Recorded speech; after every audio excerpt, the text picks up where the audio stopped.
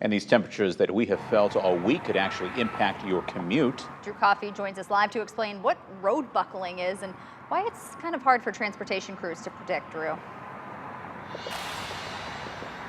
Hey John, hey Jenna. In the last week, you've probably noticed that some Quad City roads like the Milan Parkway right behind me have experienced damage due to road buckling. But officials say that the timing that these streets have been damaged with the extreme heat we faced recently is no coincidence. If you walk by this sidewalk in Bettendorf, you'll notice closure signs from the city. But while it may not look like much, it's actually a small example of what people call road buckling. You can kind of see it on the horizon as you're driving up. Milan Public Works employee Cody Adams says the extreme temperatures we've seen in the last week is the main cause. Typically it is on older roads there have existing joints that have cracked and they've deteriorated a little bit, and water over time gets in there, and then there's a thawing and expansion process through winter and summer.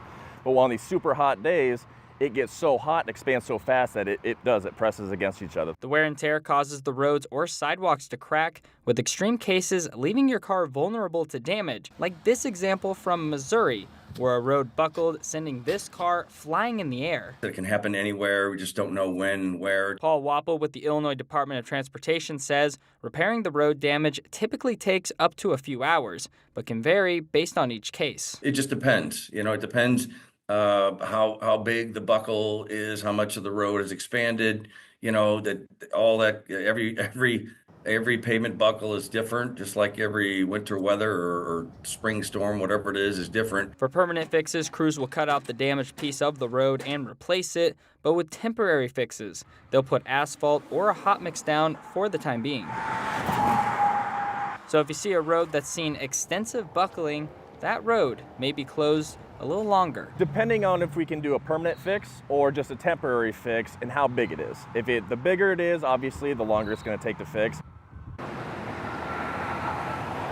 Now, Milan Parkway right behind me is actually an example of a temporary fix, as when we drove by, we saw asphalt being poured on the street, temporarily repairing it for now. But the Illinois Department of Transportation has been posting on their social media tips for drivers to stay safe. They advise to be alert when you're driving around these areas and to not drive over these road buckles, as once again, it can damage your vehicle. Jenna? Yeah, definitely don't want to hit those going too fast. Drew, thank you.